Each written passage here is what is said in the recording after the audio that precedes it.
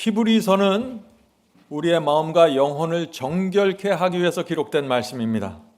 그래서 우리에게 하늘 성소를 소개하면서 그곳에서 봉사하시는 대제사장을 보여주고 있는 것입니다. 히브리서에서 우리는 하늘로 가는 길을 발견하는 것입니다. 사복음서는 2000년 전의 이야기죠. 2000년 전에 예수께서 이 땅에 사셨던 모습이 사복음입니다. 그런데 히브리서는 주님께서 하늘 대제사장으로 지금 우리와 어떻게 연결되어 있는지 보여주고 있습니다.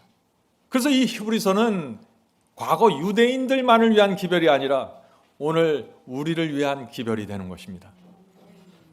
서기 70년에 예루살렘 성전이 완전히 파괴되었죠.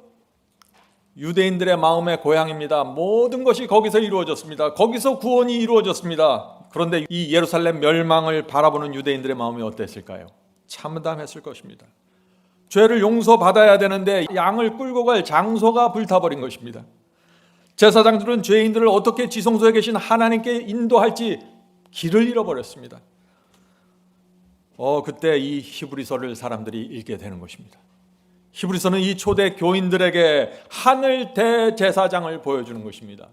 유대인들의 성소가 불타고 완전히 회파돼서도 염려하지 말라. 하늘의 대제사장이 있고 거기서 우리의 구원이 이루어진다고 선포하는 것입니다.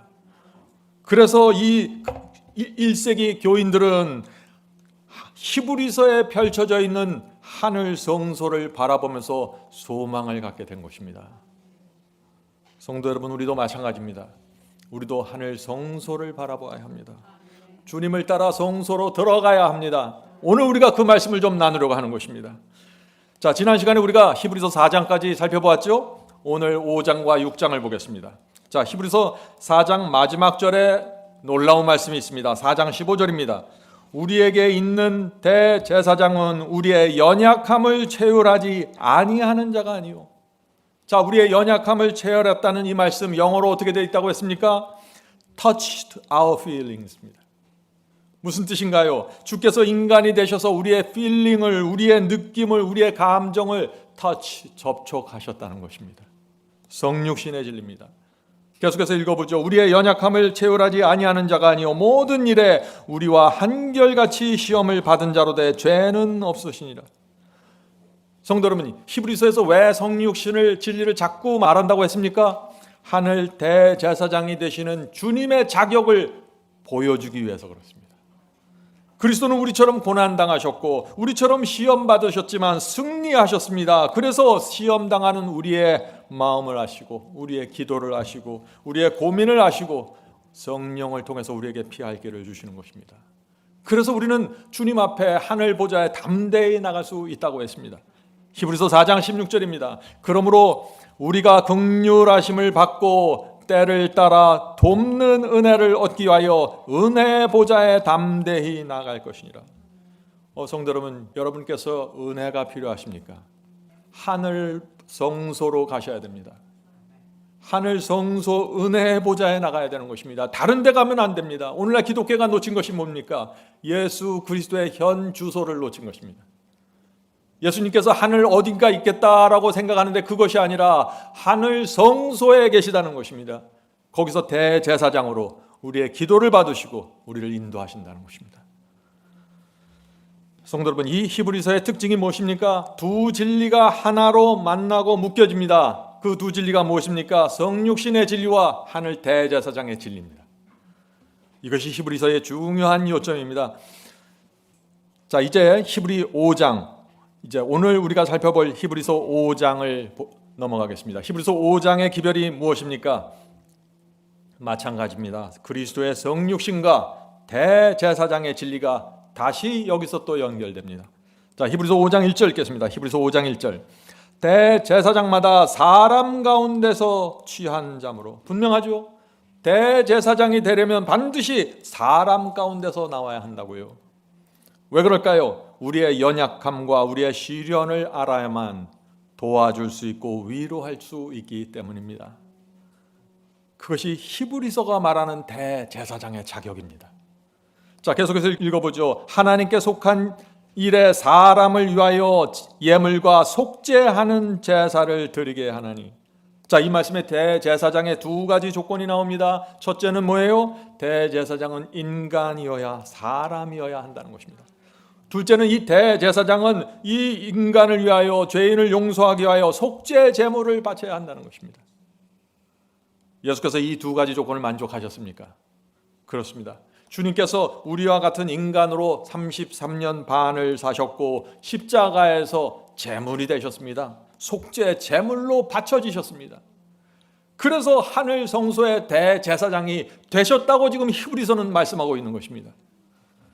성도 여러분, 히브리서를 잘 보세요. 아주 정교한 논리로 여러분 앞에, 제 앞에 하늘 성소와 대제사장을 소개하는 것입니다. 그만큼 중요하다는 것입니다. 자, 히브리서 5장 2절 보겠습니다. 2절에서도 다시 대제사장의 조건이, 자격이 반복됩니다. 어떤 조건일까요? 이제 여러분들은 대답하실 수 있어야 되죠. 성육신의 진리가 다시 반복됩니다. 히브리서의 특징이 뭐예요? 대제사장과 성육신이 계속해서 함께 가는 것입니다. 히브리서 5장 2절 보겠습니다. 저가 대제사장이 무식하고 미혹한 자를 능히 용납할 수 있는 것은 자기도 연약함에 쌓여 있음이니라. 성도 여러분, 그리스도께서 무식하고 이 미혹받은 자를 능히 용납하고 중보할 수 있는 이유가 뭐라고 했습니까? 주께서 자신도 우리처럼 연약함에 쌓여 있었기 때문이라고요. 그래서 우리를 용납하시고, 그래서 우리를 중보하실 수 있다는 것입니다. 성도 여러분, 이 그리스도의 중보가 무엇입니까? 우리가 기도할 때 우리 기도를 하늘 성소에서 받아서 하나님 앞에 나아가 호소하고 단언하시는 것입니다. 그것이 중보입니다. 그러나 중보는 거기서 끝나는 것이 아니에요. 기도만 받아주시는 것이 아닙니다. 중보는 우리가 시험과 유혹 속에서 고민할 때, 승리를 간구할 때 우리에게 힘을 주시고 은혜를 주시는 것입니다. 우리가 그 은혜와 힘을 어디서 받을 수 있어요? 하늘 성소입니다. 그래서 우리가 기도할 때, 간절히 간구할 때 하늘 성소를 집중해서 바라보면서 기도해야 된다는 것입니다. 여러분의 마음에 미움이 생길 때 어떻게 해야 됩니까? 하늘 성소를 바라보면서 100%의 마음으로 주 앞에 나가 은혜의 보좌를 붙잡아야 된다는 것입니다. 주께서 성령을 통해서 그럴 때 새 마음과 새 감정을 주십니다. 여러분, 이것을 믿으셔야 합니다. 하늘 성소에 나가서 우리 간절히 기도할 때 주께서 성령을 통해서 우리 속에 들어와서 우리의 감정과 생각과 느낌을, 마음을 바꿔주신다는 것입니다. 이것이 살아있는 신앙입니다. 우리가 하늘 성소에 나가 기도할 때 성령께서 오셔서 우리의 자아를 십자가에 못 박을 수 있게 역사해 주십니다. 이것이 하늘 성소에서 이루어지는 중보입니다. 용서만 하는 것이 아닙니다. 놀라운 역사가 이루어지는 것입니다. 이것을 놓치면은 복음의 중심으로 들어가지 못하게 되는 것이에요. 성도 여러분, 제가 다시 말씀드립니다. 십자가만 중요한 것이 아닙니다. 십자가도 물론 중요합니다. 그러나 하늘 대제사장의 중보를 받으셔야 되는 것입니다. 지난주에 고난과 시련을 만나셨습니까? 하늘 대제사장께 가셔야 됩니다.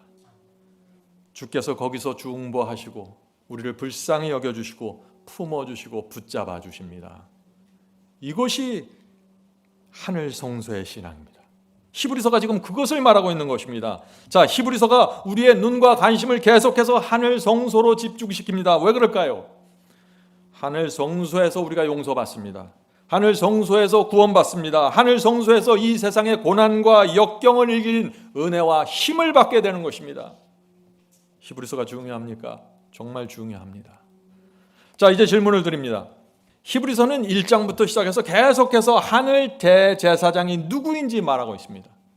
히브리서는 왜 대제사장의 이 신분과 자격에 대해서 이렇게 아주 자세히 일일이 열거하고 설명할까요? 지금 우리에게는 주님께서 하늘에서 대제사장의 사역을 하신다 하면 당연하게 들리죠. 그러나 1세기의 유대인들에게는 그렇지 않았습니다. 예수께서 대제사장이 되신다는 것은 유대인들의 마음에 너무나 이상한 것입니다. 왜 그럴까요? 예수님은 유다 지파이기 때문이죠. 유대인들의 마음에 유다 지파는 결코 대제사장이 될 수 없는 것입니다. 대사장은 반드시 레위 지파에서 나와야 하는 것입니다. 그것이 유대인이 갖고 있는 사고방식이었어요. 그래서 이 히브리서는 모든 증거들을 제시하면서 예수께서 유대 지파이었음에도 불구하고 하늘 대제사장으로 아무런 부족함이 없다고 제시하는 것입니다. 그래서 이 4절 5절에서 또다시 이 대제사장의 자격이 이어지는 것입니다. 많은 분들이 히브리서를 보면서 왜 이렇게 대제사장을 자꾸 얘기하는가? 여기에 이유가 있는 것입니다. 자, 히브리서 5장 4절 5절입니다. 히브리서 5장 4절 5절. 이 존귀는 대제사장이 되는 존귀를 말하는 것입니다. 이 존귀는 아무나 스스로 취하지 못하고 오직 아론과 같이 하나님의 부르심을 입은 자라야 할 것이니라. 자, 이 말씀이 무슨 뜻입니까? 대제사장은 내 스스로 내가 되고 싶습니다 해서 되는 것이 아니라는 것이죠. 하나님의 부르심으로 대제사장이 선택되는 것입니다. 무슨 뜻이에요? 아론은 너희 유대인들이 뽑은 게 아니야. 하나님께서 아론을 선택하신 것이야. 이 말씀을 하시는 거예요 지금. 자, 계속해서 읽어보죠. 또한 이와 같이 그리스도께서 대제사장 되심도 스스로 영광을 취하심이 아니요 오직 말씀하신 이가 저더러 이르시되 너는 내 아들이니 오늘날 내가 너를 낳았다 하셨고. 성도 여러분, 구약시대 대대로 레위 지파에서 대제사장이 나왔지만 그들 스스로 대제사장이 된 것이 아니라는 것입니다. 대제사장은 어떤 지파나 혈통에 의해서 결정되는 것이 아니라 누가 선택하는 거예요? 하나님께서 불러서 선택하신다는 것입니다. 그것이 유다 지파이건 레위 지파이건 상관없다는 것이에요. 하나님께서 지목하면 그 사람이 대제사장이라는 것입니다. 그래서 예수께서 하늘 대제사장이 되실 수 있다고 지금 증명하는 것입니다. 예수께서도 자기 스스로 하나님 그 대제사장의 영광을 취한 것이 아니라고요. 하나님께서 당신의 아들을 대제사장으로 세우셨다고 지금 말하고 있는 것입니다. 자, 히브리서 5장 6절 보겠습니다. 히브리서 5장 6절. 또한 이와 같이 다른데 말씀하시되. 성경 다른데 대제사장에 대한 자격이 있다는 것입니다. 자, 무엇일까요, 그것이? 자, 계속해서 보죠. 이와 같이 다른데 말씀하시되 내가 영원히 멜기세덱의 반차를 멜기세덱의 계열을 쫓는 제사장이라 하셨으니. 갑자기 멜기세덱이 나오니까 사람들이 이상하게 생각하죠. 이 히브리서의 전체의 흐름과 논리를 보면 이해가 됩니다. 지금 이 히브리서는 예수께서 하늘 대제사장이 될 수 있는 근거를 제시하면서 성경 다른 데 증거가 있다고 지금 말하고 있는 것입니다. 그것이 어딜까요? 시편 110편입니다. 시편 110편은 메시아에 대한 예언이죠. 시편 110편 4절 보겠습니다. 시편 110편 4절. 여호와는 맹세하고 변치 아니하리라. 이르시기를 너는 그리스도를 말합니다. 너는 멜기세덱의 반차를 쫓아 영원한 제사장이라 하셨도다. 이미 구약시대 성경은 그리스도께서 메시아가 멜기세덱의 반차를 쫓아 제사장이 될 것이라고 지금 예언하고 있는 것입니다. 그런데 유대인들이 이것을 놓쳐버린 것입니다. 자, 이제 질문을 드립니다. 히브리서 5장에서 왜 갑자기 멜기세덱이 나옵니까? 이유가 무엇인가요? 창세기를 보면 멜기세덱이 나오죠. 멜기세덱은 제사장이었습니다. 그런데 아브라함이 이 멜기세덱의 11조를 바쳤습니다. 무슨 뜻인가요? 아브라함이 존경하는 사람이라는 것이죠. 아브라함 시대는 이스라엘의 12지파도 없던 시대입니다. 레위 지파도 없었습니다. 그런데 유대인들이 가장 존경하는 그 아브라함이 레위 지파도 아닌 이 멜기세덱의 11조를 바쳤다는 것입니다.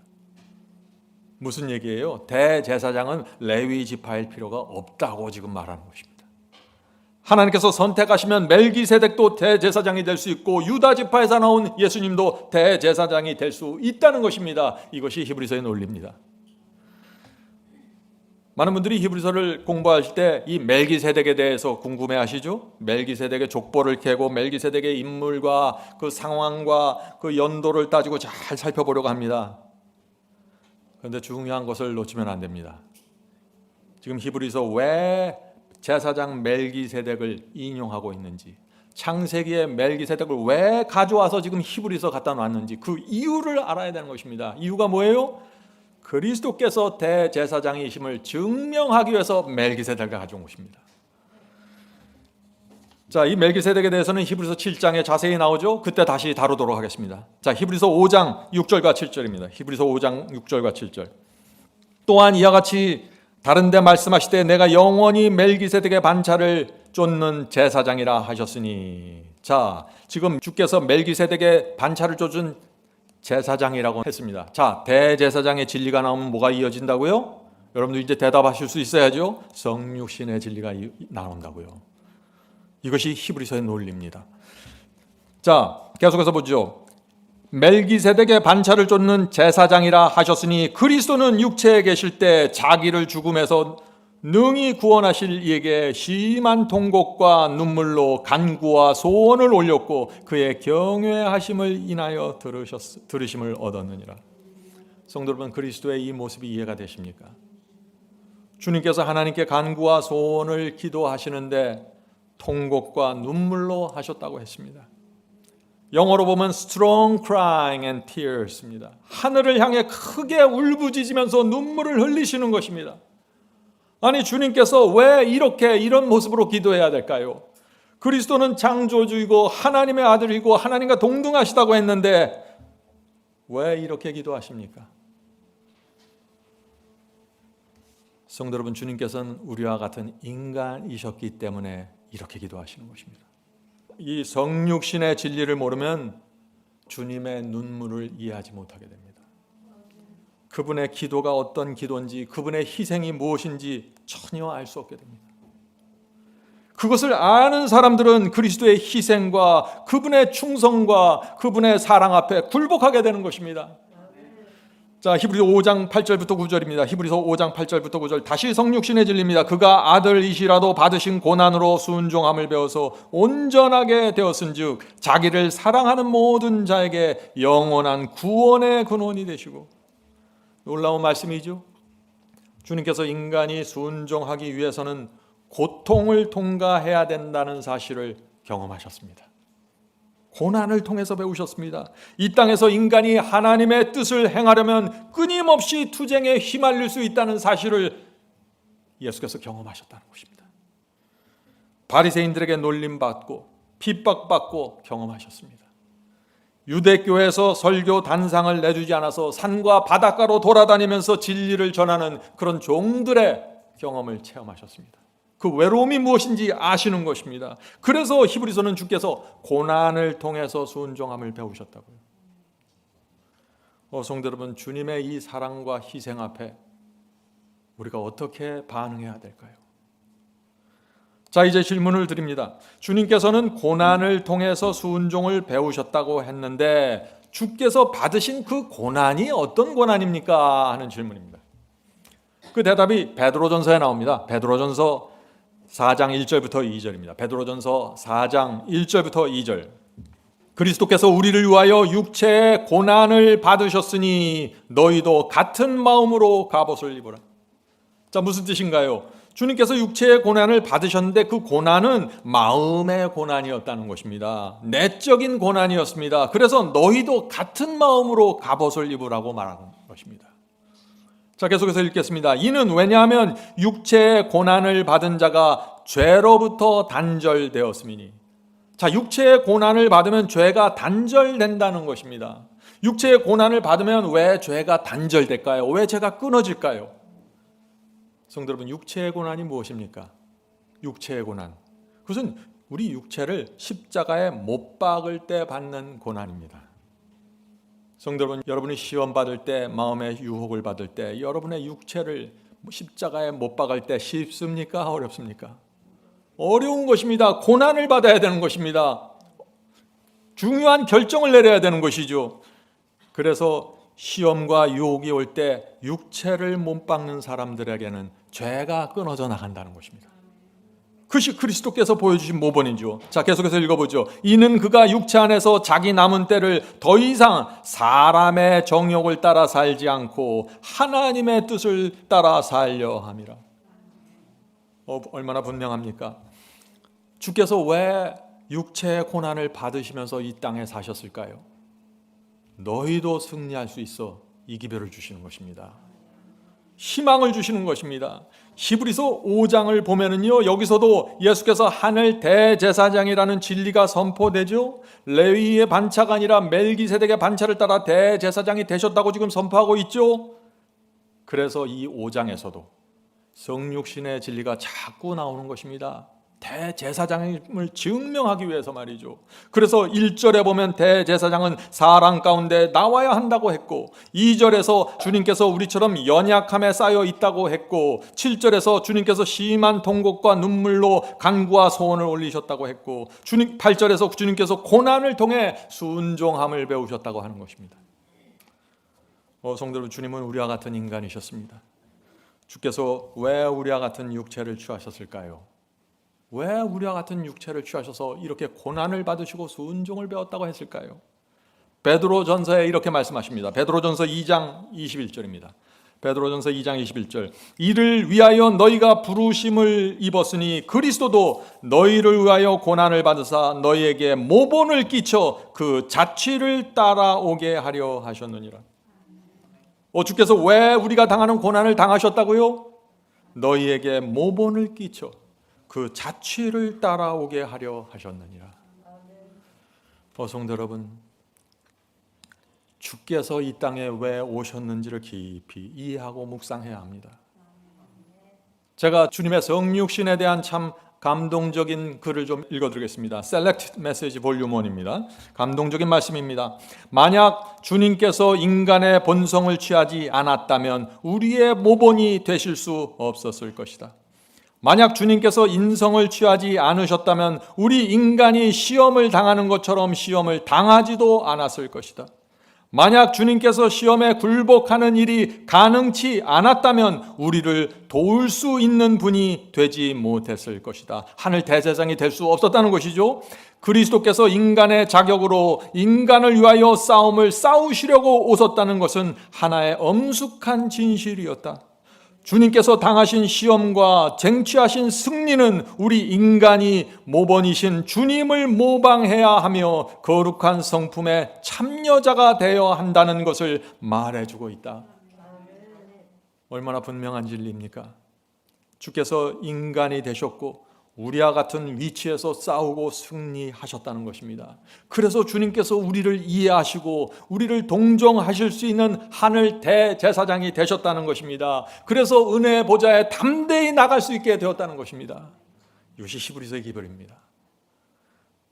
성도 여러분, 우리가 이 히브리서의 기별을 이해하고 나면은 주님의 마음을 알게 됩니다. 자비로운 주 앞에 나가 날마다 우리의 고민과 우리의 고통을 아뢰게 되는 것입니다.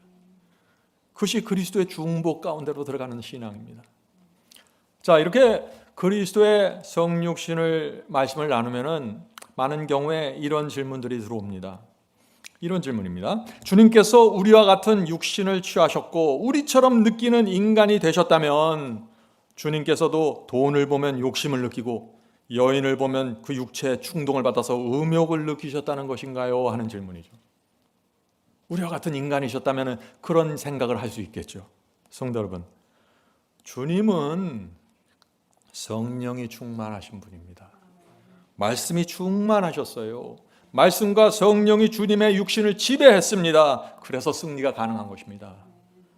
성도 여러분, 여러분은 살아오면서 성령 충만했을 때가 없습니까? 여러분은 살아오면서 말씀이 충만하실 때가 없었나요? 그때 여러분의 신앙과 영적인 상태가 어땠습니까? 시험이 올 때마다 휘청거렸나요? 그렇지 않죠. 흔들리지 않습니다. 여러분이 성령 충만, 말씀 충만으로 돌아가면은 돈다발을 여러분의 앞에 쌓아놓아도 흔들리지 않습니다. 감사와 충성으로 좋은 길을 가게 되는 것입니다. 여기에 우리의 모본이 있는 것입니다. 그래서 우리가 하늘 성소에 올라가서 성령을 구하고 말씀을 구하고 매달리게 되는 것입니다. 하늘 대제사장이 걸어가신 그 길을 가기 위해서 말이죠. 성도 여러분, 우리의 육신이 연약합니까? 그렇습니다. 그러나 육신이 연약하다고 할지라도 항상 흔들리고 항상 더러운 욕망에 시달리는 것은 아닙니다. 그리스도인의 경험은 그것이 아니에요. 우리가 언제 흔들리게 되나요? 성령의 기름이 떨어져 가면 흔들립니다. 말씀이 내 속에서 지배력을 잃어가면 흔들립니다. 조그만 시험에도 쓰러집니다. 그럴 때 어떻게 해야 되나요? 담대히 하늘 대제사장께 나가라는 것입니다. 은혜와 힘을 달라고 간구하라는 것입니다. 하늘 성소에 올라가서 주여 내 육신을 십자가에 못 박길 원합니다. 저는 지금 제가 느끼고 있는 이런 충동과 이런 야망이 싫습니다. 주여 도와주시옵소서. 이것이 승리로 가는 길입니다. 우리 그리스도인 신앙에서 이런 기도가 없으면 그 신앙이 무엇일까요?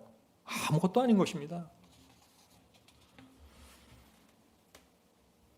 그래서 예수께서 내가 이긴 것처럼 너희도 이길 수 있다. 내가 너희의 고민을 안다. 담대하라. 내가 세상을 이겨노라. 이것이 그리스도의 초청입니다. 자, 히브리서 5장 8절부터 10절 보겠습니다. 히브리서 5장 8절부터 10절. 그가 아들이시라도 받으신 고난으로 순종함을 배워서 온전하게 되었은즉 자기를 순종하는 모든 자에게 영원한 구원의 근원이 되시고. 자, 성육신의 진리가 나오죠. 그 다음에 이어지는 말씀. 하나님께 멜기세덱의 반차를 쫓은 대제사장이라 칭하심을 받았느니라. 다시 반복됩니다. 성육신의 진리가 나오면서 대제사장이 다시 연결되는 것입니다. 예수께서 놀림 당하셨고 배고프셨고 가난하셨고 핍박당하셨고 얻어맞으셨습니다. 마음에 심한 고통을 당하셨습니다. 그러나 죽기까지 순종하셨기 때문에 하늘 대제사장으로 우리를 이해하고 우리를 동정하는 대제사장의 사역을 하실 수 있다는 것입니다. 이것이 히브리서 기별입니다. 자, 히브리서 5장 11절 12절 보겠습니다. 5장 11절 12절. 멜기세덱에 관하여는 우리가 할 말이 많으나 너희의 듣는 것이 둔함으로 해석하기 어려우니라. 얼마나 마음이 답답하면 이런 얘기를 하시겠어요? 유대인들을 책망하는 말씀이죠. 주님께서는 멜기세덱처럼 레위 지파와 상관없이 하늘 대사장으로 세워졌는데 너희가 아둔하고 너희가 고집이 세고 편견이 심해서 이해하지 못한다는 것입니다.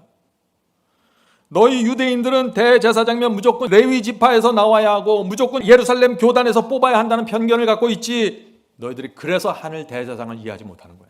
그렇게 얘기하는 것이에요. 성도 여러분, 이것이 1세기 만의 문제일까요?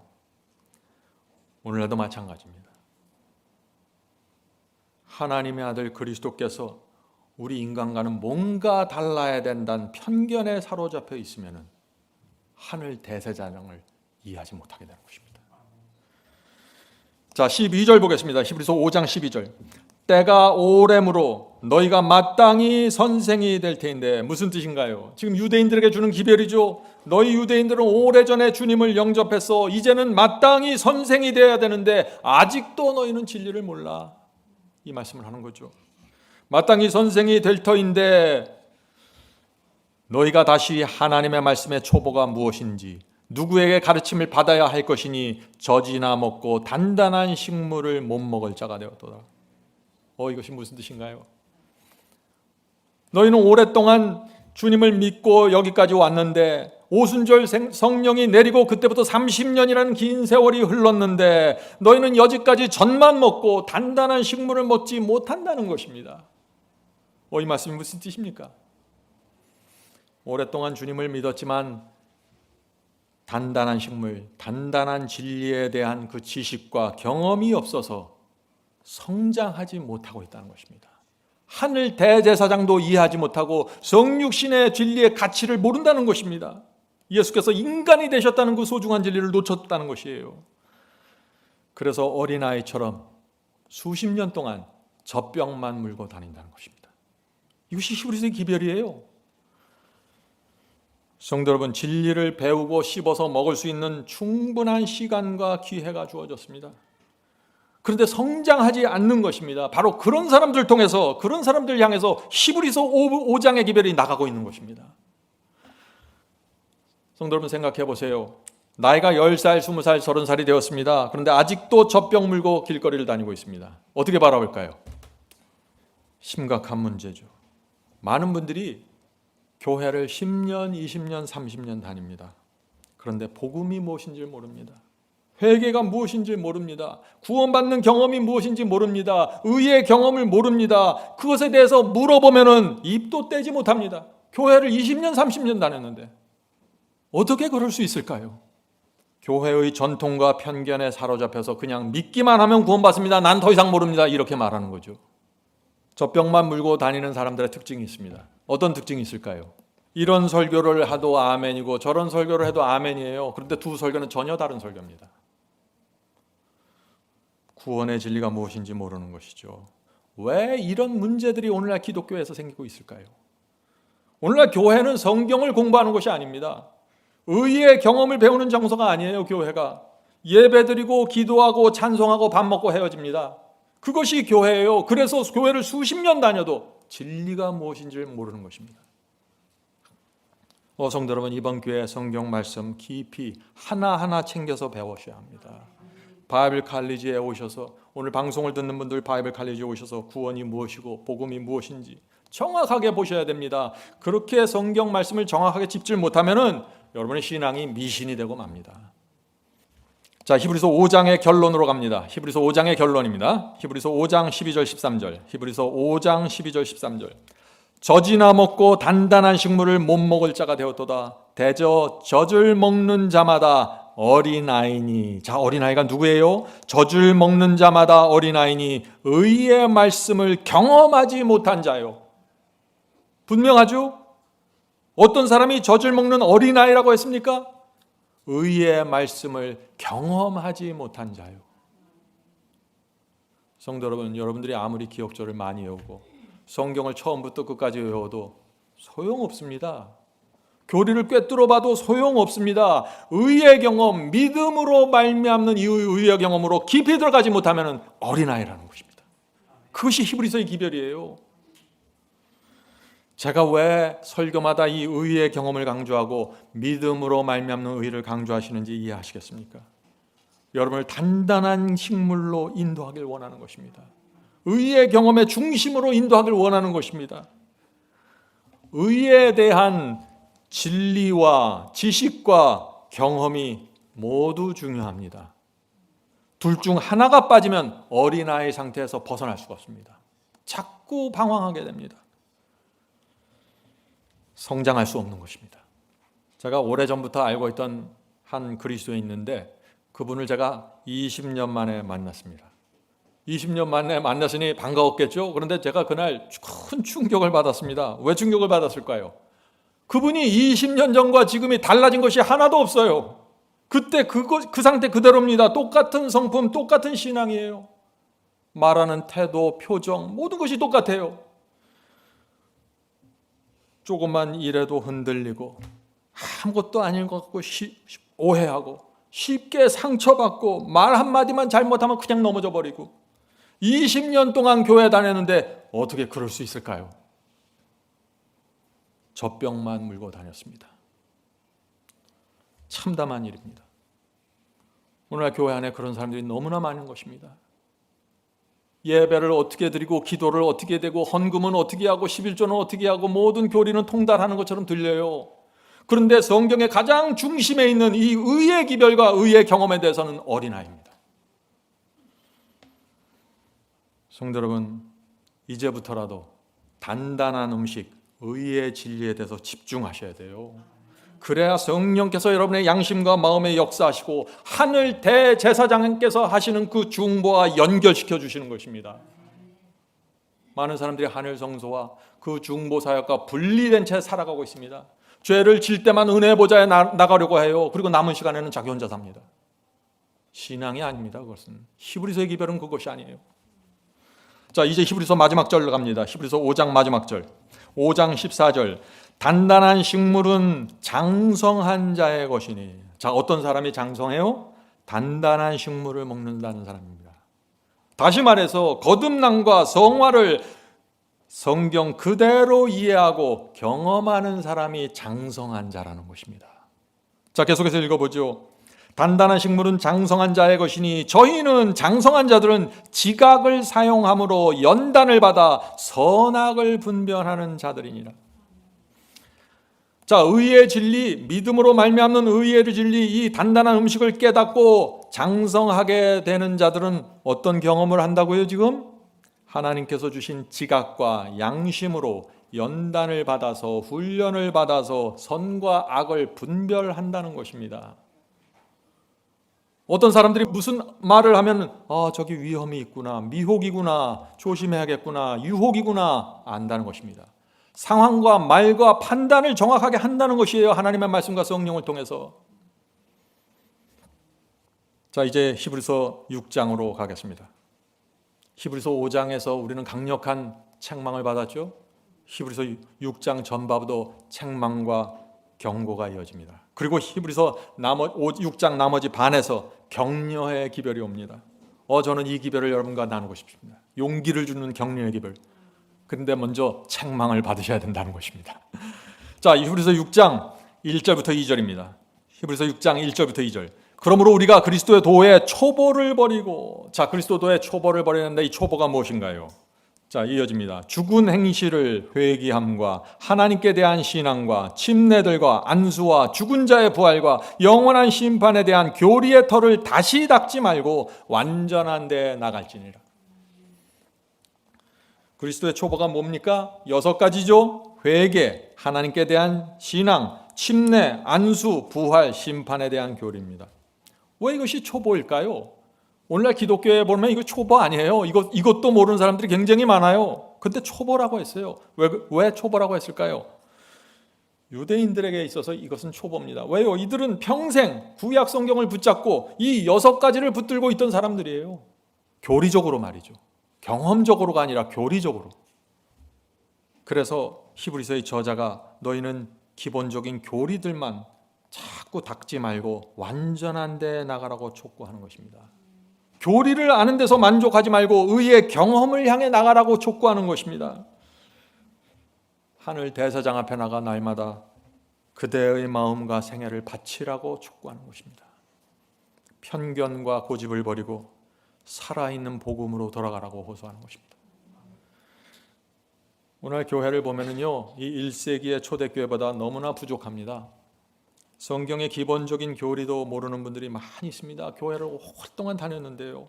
그러니 의의 경험으로 나가는 것은 상상도 못하는 것이죠. 자, 4절부터 강력한 경고가 다시 이어집니다. 4절입니다. 히브리서 6장 4절부터 6절.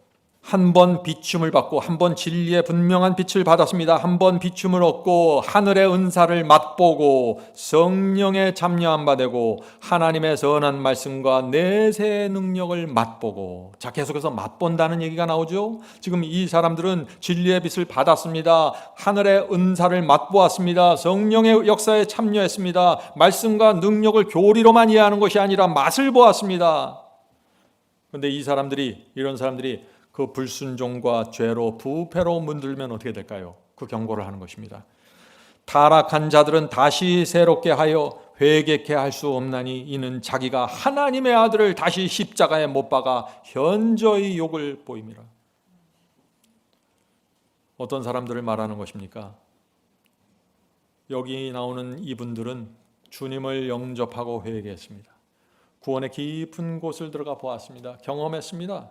진리를 알았습니다. 그런데 순종하지 않고 돌이키지 않습니다. 회개하지 않고 돌아오지 않습니다. 계속해서 진리를 대적하는 길을 가는 것입니다. 그런 사람들은 조심해야 된다는 것입니다. 왜 조심해요? 왜 조심합니까? 진리를 거절할 때마다, 성령을 거절할 때마다 그 마음과 양심이 강팍해지기 때문입니다. 순종하지 않으면 거기서 끝나는 것이 아니에요. 반드시 그것은 마음의 양심에 데미지를 주는 것입니다. 그래서 결국엔 회개할 수 없는 선까지 가게 된다. 그래서 타락한 자들은 다시 새롭게 하여 회개케 할 수 없나니라고 말하는 것입니다. 성도 여러분, 누가 한번 구원받으면 영원한 구원이라 그래요? 이렇게 엄청난 경험을 한 사람들도 타락하고 멸망당할 수 있는데, 어떤 분들은 이렇게 생각하죠. 교회 다니고 주님을 믿는 한 결코 멸망당할 수 없습니다. 진리를 무시하고 살아도 언젠가는 하나님께서 나를 돌이키게 해주실 것입니다. 난 그때를 기다립니다. 난 주님을 믿습니다. 착각이죠. 히브리서의 기별은 그렇게 말하지 않습니다. 히브리서 6장 7절부터 8절입니다. 히브리서 6장 7절부터 8절. 땅이 그 위에 자주 내리는 비를 흡수하여 밭 가는 자들의 쓰기에 합당한 채소를 내면. 자, 지금 갑자기 농사 짓는 얘기가 나오죠. 말씀의 복음의 씨를 뿌리고 그것이 자라는 이야기를 지금 하고 있는 것입니다. 합당한 채소를 내면 하나님께 복을 받고 만일 가시와 엉겅퀴를 내면 버림을 당하고 저주함에 가까워 그 마지막은 불사름이 되리라. 무슨 뜻인가요? 열매가 중요하다는 것입니다. 열매가 무엇입니까? 성품입니다. 성품이 뭔가요? 성품은 감정과 생각입니다. 성품을 구체적으로 이해하셔야 돼요. 내가 어떤 감정을 갖고 있고 내가 어떤 생각을 갖고 있는가가 여러분의 성품입니다. 하나님께서 그것으로 여러분을 심판하겠다는 것입니다. 순간적으로 떠오르는 어떤 생각과 순간적으로 올라오는 어떤 감정을 말하는 것이 아니에요. 계속해서 품고 있는 감정, 품고 있는 생각, 그것이 성품입니다. 하나님께서 그것을 보시는 것입니다. 농부가 열심히 씨를 뿌리고 밭을 가면 채소가 나와야 돼요. 그것이 농부의 기대입니다. 그런데 가시와 엉겅퀴가 나온다는 것이에요. 어떻게 돼요? 그러면 버림당하고 저주를 받아서 그 마지막은 불사람이라. 성도 여러분, 이 말씀을 오해하시지 마세요. 말씀에 잠시 순종하지 못하고 부족함이 있으면 곧바로 버림당하고 지옥에 들어간다는 얘기가 아니에요. 땅에 비가 계속 내립니다. 농부가 계속해서 수고합니다. 그런데 열매가 나오지 않는다는 것입니다. 기다려도 나오지 않습니다. 그런데 나오는 걸 보니까 이상한 가시와 엉겅퀴들이 나온다는 것이에요. 위험하다는 것입니다. 성도 여러분, 계속해서 말씀과 성령의 비를 받으셨습니까? 성장해야 됩니다. 이런 상태에서 품성에서 이상한 것들이 나오면 위험하다는 것입니다. 그것이 히브리서의 기별이에요. 왜요? 의의 경험을 놓쳤다는 것입니다. 전혀 엉뚱한 데서 지금 들어가 있다는 것이에요. 성도 여러분, 하나님께서 계속 말씀을 주시고 기회를 주시고 성령을 주시는데 그곳에서 품성에서 올바른 열매가 나오지 않으면 위험하다고요. 왜 위험합니까? 은혜의 시간이 끝날 수 있다는 것입니다. 누가복음 12장 10절입니다. 누가복음 12장 10절. 누구든지 말로 인자를 거역하면 사하심을 받으려니와 성령을 모독하는 자는, 성령을 거스리는 자는 사하심을 받지 못하리라. 계속해서 성령의 호소가 들립니다. 말씀이 들려옵니다. 그런데 거절하면 사하심을 받을 수 없다고 했습니다. 왜 그럴까요? 양심이 강팍해지기 때문입니다. 그래서 돌이킬 수 없을 정도로 나가버리는 것입니다. 성도 여러분, 오해하지 마세요. 하나님께서 용서해 주지 않고 하나님께서 구원해 주지 않아서 멸망당하는 것이 아닙니다. 스스로 완악해지고 회개하지 못할 정도까지 마음이 완악해져서 잃어버림을 당하게 된다는 것입니다. 그래서 은혜의 시간이 끝나게 된다는 것입니다. 그래서 예수께서 뭐라 그러셨나요? 날마다 너희 자신을 부인하고 십자가를 져야 한다.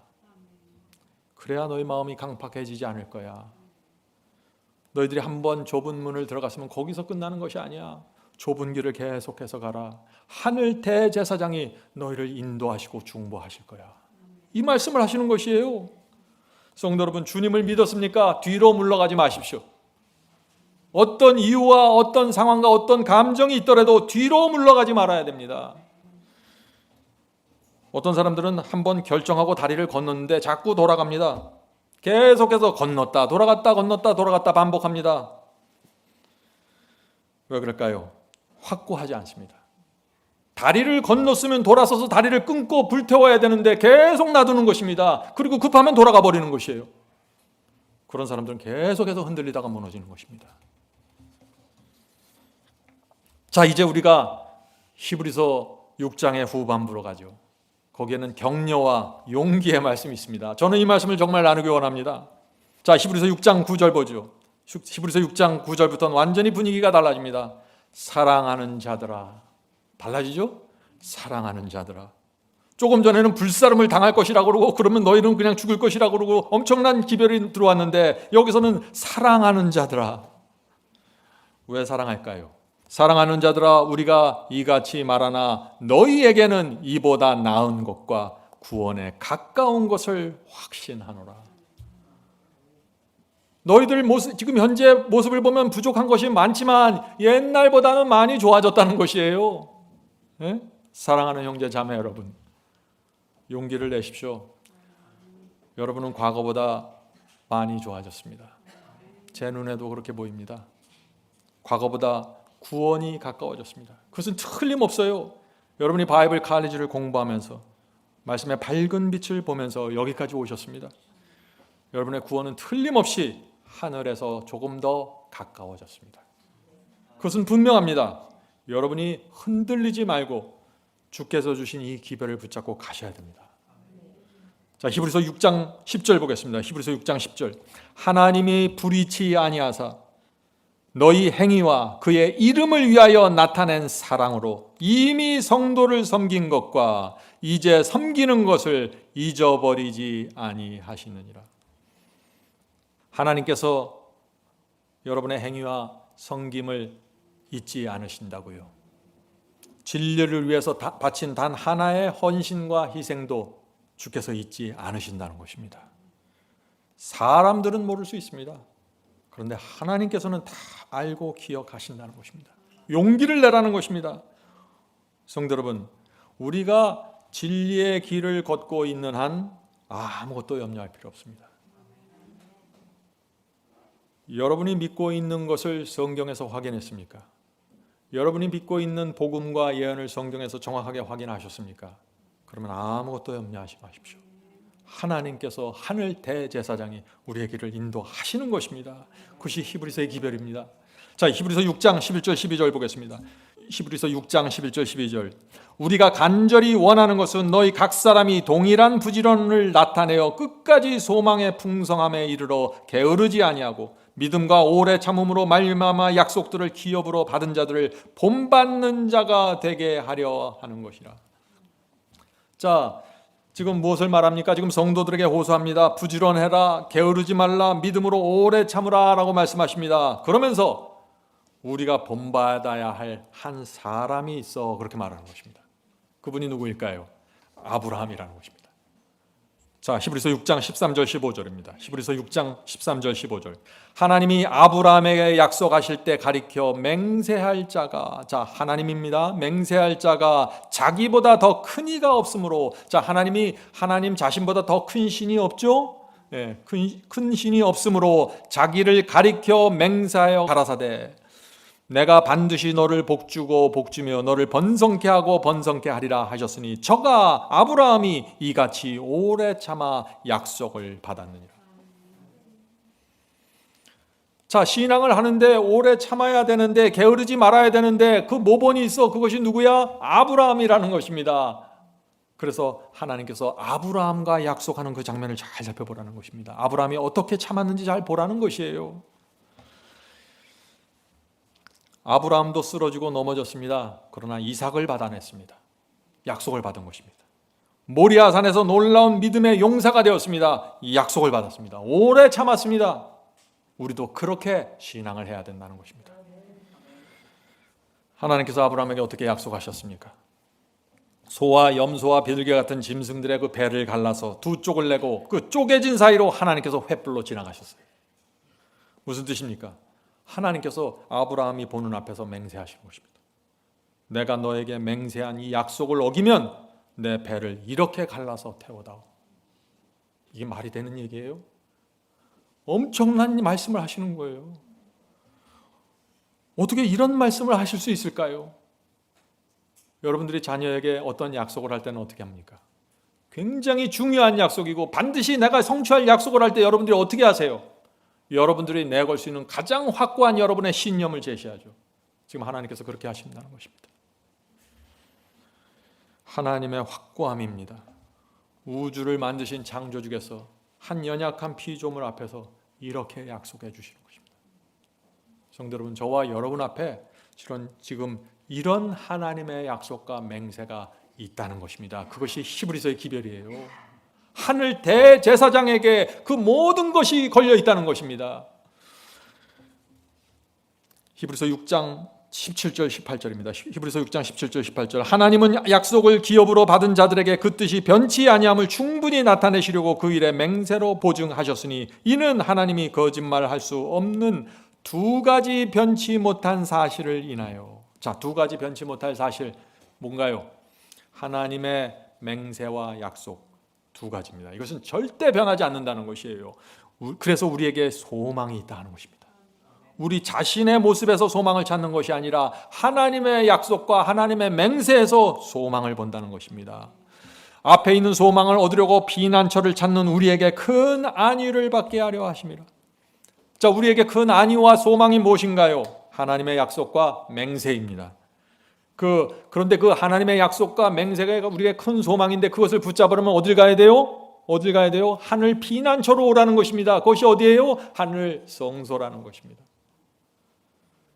히브리서는 하늘 성소를 계속해서 강조하고 있는 것입니다. 성도 여러분, 여러분의 생애가 지금 어떻습니까? 장사가 안 됩니까? 자녀에게 문제가 있습니까? 부부관계, 친구관계에 문제가 생겼습니까? 염려하지 말라는 것입니다. 하나님께서 우리를 구원하시겠다는 그 맹세와 약속은 흔들리지 않는다는 것입니다. 그것만 바라보면서 계속해서 전진하라는 것이에요. 그러면은 하나님께서 이루시겠다는 것입니다. 성도 여러분, 이 소망은 이 땅이 아니라 하늘에 있는 것입니다. 자, 6장 마지막 결론으로 넘어갑니다. 히브리서 6장 19절 20절 우리가 이 소망이 있는 것은 영혼의 닷 같아서 튼튼하고 견고하여 휘장 안에 성소 휘장 안에 들어가나니 그리로 앞서가신, 자, 무덤에서 부활해서 하늘 성소로 앞서 들어가셨다는 것이죠. 그리로 앞서가신 예수께서 멜기세덱의 반차를 쫓아 영원히 대제사장이 되어 하늘에서 대제사장이 되어 우리를 위하여 들어가셨느니라. 예수께서 왜 하늘 성소에 들어가셨습니까? 우리를 위해서 들어가셨다고요. 하나님께서 우리를 위해서 지금 성소에 들어가서 기다리시는데 우리가 하늘 성소를 가지 않으면 어떻게 될까요? 하나님의 모든 사역이 무의미하게 되는 것입니다. 십자가에서 고생 많았으니까 이제 휴가차 하늘 성소로 들어가신 것이 아닙니다. 주님께서 우리를 반드시 구원하시겠다는 맹세와 약속을 붙잡고 들어가셨다는 것입니다. 거기에 소망이 있다는 것이죠. 자, 마지막 질문입니다. 중요한 질문입니다. 주님께서는 무덤에서 부활한 후 하늘 성소로 들어가셨는데 거기서 지금 무엇을 하고 계십니까? 우리가 주님을 따라 왜 성소에 들어가야 합니까? 아시겠죠 이제? 예, 요한계시록에 분명한 장면이 나옵니다. 요한계시록 1장 보겠습니다. 요한계시록 1장 12절 13절입니다. 몸을 돌이켜, 자, 사도 요한이 계시를 받기 위해서 몸을 돌이키는 것입니다. 몸을 돌이켜 나더러 말한 음성을 알아보려고 하여 돌이킬 때에, 지금 밤모섬에서 하나님께서 주시는 계시를 보기 위하여 몸을 돌이키는 것입니다. 7 금초대를 보았는데, 자, 사도 요한이 뭘 봤어요? 예수께서 계시는데 7 금초대가 거기 있다는 것입니다. 7 금초대가 어디 있어요? 하늘 성소 첫 번째 칸에 있는 것이죠. 촛대 사이에 인자 같은 이가 발에 끌리는 옷을 입고 가슴에 금을 띠고, 자, 이것이 어떤 옷이에요? 대제사장의 예복을 입고 계신 것입니다. 하늘 성소에서 봉사하시는 대제사장 그리스도입니다. 그런데 그 성소에 예수께서 대제사장으로 봉사하는데 그 성소 안에 무엇이 있어요? 3가지가 있는 것입니다. 무엇이에요? 7 금초대, 떡상, 분향단이 있는 것입니다. 그것이 성소 첫째 칸에 있는 것이죠. 자, 예수께서 이 3가지를 갖고 지금 하늘에서 무엇을 하고 계신다는 거예요? 중보를 하신다는 거죠. 저 3가지를 갖고. 자, 첫 번째, 주님께서는 7 금초대를 가지고 진리의 빛을 비춰주십니다. 촛대에서는 빛을 나오죠. 그 빛을 비춰주시는 것입니다. 주님의 중보를 받으면 그래서 성도들이 점점 더 밝은 빛을 받게 됩니다. 여러분들이 여기까지 어떻게 오셨어요? 주님의 중보 때문에 오신 것입니다. 점점 더 분명한 경험으로 들어가게 되는 것입니다. 그것이 금초대의 경험이에요. 두 번째, 주님께서 떡상에 있는 말씀의 떡을 우리에게 공급해 주십니다. 어떻게 우리가 말씀의 떡을 받아 먹게 됩니까? 예배를 통해서, 말씀 묵상을 통해서 받아 먹습니다. 그 말씀이 내 마음에 새겨지고 경험될 때까지 받아 먹으라는 것입니다. 그것이 그리스도의 중보와 연합하는 성도의 경험입니다. 자, 세 번째, 주께서 분향단 앞에서 우리의 기도를 받아주십니다. 우리를 위해 단언해 주십니다. 하나님께 나가 단언해 주십니다. 주여, 여기 제 피가 있습니다. 이 영혼을 용서하시고 붙잡아 주시옵소서. 그러면 우리가 힘들고 외롭고 어려울 때 어떻게 해야 됩니까? 분향단에 계신 그리스도께 가라는 것입니다. 그것이 중보를 받는 것입니다. 성도 여러분, 주께서 이 금초대와 7 금초대와 떡상과 분향단을 가지고 중보를 통해서 무엇을 하려고 하는 것입니까? 최종 목적이 뭐예요? 최종 목적이 우리를 구원하기 위해서 우리의 정결함입니다. 우리의 정결함입니다. 자, 정결케 된다는 것이 뭔가요? 정결케 된다는 것이, 잘 기억하세요. 정결케 된다는 것은 완벽하게 된다는 것이 아니에요. 이것만, 이 3가지만 집중하시면 돼요. 정결케 된다는 것은 의도와 동기와 목적이 정결케 되는 것입니다. 말을 잘하고 말을 친절하고 온유하게 하는 그런 모양을 내는 것이 아니에요. 내 의도와 내 동기와 내 인생의 목적이 정결해지면 자연히 그렇게 되는 것입니다.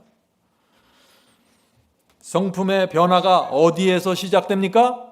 세 가지입니다. 의도와 동기와 목적입니다. 거듭나면은 가장 먼저 무엇이 바뀝니까? 거듭나면 무엇이 바뀌어요? 똑같은 대답입니다. 의도와 동기와 목적이 순결해집니다. 이것이 변합니다. 성도 여러분, 말을 조심스럽게 하고 죄를 안 지려고 하고 그렇게 집중하지 마세요.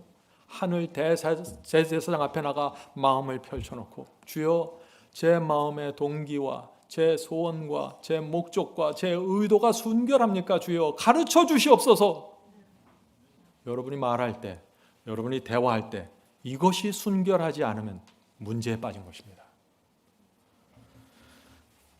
마태복음 12장 36절에 그래서 이런 말씀이 있는 것입니다. 마태복음 12장 36절, 내가 너희에게 이르노니 사람이 무슨 무익한 말을 하든지 심판날에 이에 대하여 심판을 받으리라. 성도 여러분, 여러분의 말과 행동에 부족함을 느끼십니까? 실수가 있습니까? 여러분의 태도가 세련되지 못했나요? 염려하지 마세요. 하나님께서는 그런 것을 심판하는 것이 아니에요. 무엇을 심판해요? 우리의 마음의 중심에 있는 동기와 의도와 목적을 보신다는 것입니다. 그래서 소망이 있는 것이에요. 우리는 태도와 매너를 연습하는 사람들이 아니에요. 내가 왜 그렇게 말했는지, 내가 왜 그런 결정을 내렸는지, 내가 왜 그렇게 행동했는지, 내가 왜 그런 눈으로 바라보았는지, 내가 왜 그것을 강조했는지, 내가 왜 그것을 과장했는지, 왜가 중요한 것입니다. 이 왜에서 문제가 생기면 정결하지 못한 것입니다. 거듭나지 못한 것입니다. 회개하지 않은 것입니다. 그건. 회개한 사람들은 그렇게 할 수가 없는 것입니다. 마음이 정결하게 되면은 하늘 성소에 나가 마음을 펼쳐놓고 정결함을 받으면 그 사람은 순결함을 사모하게 되는 것입니다. 주여, 내가 어떻게 하면 주님의 마음에 기쁨을 드릴 수 있을까요? 이런 고민을 하면서 사는 것입니다. 누구도 막을 수 없는 것입니다. 성도 여러분, 이제부터 정결함을 사모하십시오. 초보에서 머물지 말고 정결함을 강구해야 되는 것입니다. 여러분은 이미 정결함을 바라보고 기대할 수 있는 진리의 빛을 받으셨습니다. 누구도 부인할 수 없습니다. 저도 그렇습니다. 우리 모두 압니다. 교리에 붙잡히지 말고, 교리가 중요하지 않다는 것이 아니에요. 그 틀 안에 있는데 정결함을 바라보면서 가야 된다는 것입니다. 그렇지 않으면 여러분의 신앙은 다 고백에서 끝나고 마는 것입니다. 자, 이제 질문을 드립니다. 구약시대 죄를 범할 때마다 양을 잡아서 용서받았습니다. 그런데 1년 마지막 대속죄일이 되면 하나님께서 이스라엘의 죄를 다시 심판하셨습니다. 왜 그럴까요? 한번 용서하셨는데 왜 심판하실까요? 하는 질문입니다. 오늘 많은 분들이 이런 질문을 갖고 있죠. 이유가 무엇입니까? 하나님은 변하지 않는데 인간은 변할 수 있기 때문입니다. 회개하고 눈물을 흘리면서 양의 피를 흘렸습니다. 그런데 돌아서서 다시 죄와 불순종으로 돌아갈 수 있다는 것입니다. 한 번 비춤을 받고 하늘의 은사를 맛보고 성령에 참여한 바 되었고 하나님의 선한 말씀과 내세의 능력을 맛보았는데 뒤로 돌아서 타락할 수 있다는 것입니다. 그래서 심판이 필요한 것입니다. 성도 여러분, 두려워할 필요는 없습니다. 왜요? 우리가 정말 진리가 무엇인지를 알고 십자가 은혜를 진심으로 우리가 받으면 뒤로 물러나고 타락하는 것이 어렵습니다. 제 말이 이해가 되시나요? 넓은 길 가는 거 쉬운 거 아닙니다. 어렵습니다. 순결하지 않는 것을 붙잡고 고집하는 거 쉽지 않습니다. 왜 쉽지 않을까요? 성령께서 여러분에게 날마다 찾아오기 때문이죠. 주님께서 하늘 성소에서 중보하시는 것입니다. 날마다 성령을 통해서 우리 양심을 두드리십니다. 예수께서 그 길로 가지 마라 호소하십니다. 그래서 이것이 어려운 것입니다. 성도 여러분이 예수께서 하늘 대제사장께서 우리를 언제까지 붙잡고 호소하실까요? 은혜의 시간이 맞춰질 때까지 호소하십니다. 계속해서 일으켜주고 밀어주고 붙잡아 주시면서 호소하십니다. 그러나 언젠가 여러분이 누군가 계속해서 거절하고 무시하고 외면하면 은혜의 시간이 살아있을 때 끝날 수도 있다는 것입니다. 은혜의 시간은 무덤 속에 들어갈 때 끝나는 것입니다. 그런데 어떤 사람들은 살아있으면서 은혜의 시간이 끝나는 것입니다. 성경에 그런 사람들이 많이 있죠. 성도 여러분, 하늘 성소의 중보가 무엇입니까? 마지막 심판대 앞에서 의롭다는 인정을 받게 도와주시고 붙잡아 주시는 것이 그리스도의 중보입니다. 우리에게 중보가 필요합니까? 꼭 필요합니다. 그래서 여러분들이 하늘 성소로 가야 되는 것입니다. 주께서 은혜 보좌 앞에서 우리를 위해서 중보하실 때, 성령을 통해서 호소하실 때 굴복하셔야 됩니다. 그래야 되는 것입니다. 오늘 많은 분들이 구원을 오해합니다. 구원은 십자가로 죄를 살짝 덮어서 이루어지는 것 아닙니까? 라고 오해하죠. 아닙니다. 성경 어디에 그런 말씀이 있습니까? 주님께서는 우리에게 단단한 식물을 먹이시고 성장시키십니다. 온 우주 앞에 이 사람이 하나님께 충성하는 성도입니다 라는 증거를 보여주실 때까지 중보는 계속되고 성장은 이루어지는 것입니다. 그것이 하늘 성소의 사역입니다. 마지막으로 중보에 대한 아름다운 찬송의 가사를 제가 읽겠습니다. 이 찬미, 저와 여러분이 참 좋아하는 찬미죠. 나의 등 뒤에서 나를 도와주시는 주, 나의 인생길 길에서 지치고 고나여 매일처럼 주저앉고 싶을 때 나를 밀어주시네. 일어나 걸어라, 내가 새 힘을 주리니 일어나 걸어라, 내가 너를 도우리. 이것이 주님의 중보입니다. 성령께서 우리를 날마다 하늘 대제사장께 인도해서 거기서 새 힘을 받는 경험을 하게 되길 간절히 바랍니다. 하늘에 계신 저희들의 아버지, 저희가 참 연약하고 부족합니다. 그래서 자비로운 하늘 대제사장이 필요합니다. 주여, 저희가 날마다 하늘 성소에 올라가서 주님을 볼 수 있도록 도와주시옵소서. 주 앞에서 저희의 모든 동기와 의도와 목적을 펼쳐놓고 저희의 인생을 펼쳐놓고 주께서 주시는 진리를 받을 수 있게 도와주시옵소서. 저희의 인생의 목적이 주님을 기쁘게 하는 것이 될 수 있도록 도와주시옵소서. 주께서 주시는 중보를 통해서 정결함이 이루어질 수 있도록 도와주시옵소서. 하늘에 계신 아버지, 저희는 이제 초보적인 교리에서 만족할 수 없는 사람들입니다. 이제 단단한 식물로 먹기 원합니다. 의의 경험으로 들어가길 원합니다. 주여, 가르쳐 주시고 말씀과 성령으로 지도해 주시옵소서. 저희가 말씀과 성령 앞에 겸손해지도록 역사해 주시옵소서. 그것이 저희의 소망입니다. 하늘 대제사장께서 저희를 도와주시지 않으면 저희가 갈 데가 없습니다. 주여, 불쌍히 여겨 주시옵소서. 오늘 함께 예배드린 성도들 가운데 연약해서 쓰러진 자들이 있습니까? 아픈 환자들이 있습니까? 주께서 모든 필요한 것들을 공급해 주시고 다시 한번 일어나게 해주시고 새 힘받게 해주시옵소서. 예수님의 이름으로 간절히 기도드립니다. 아멘.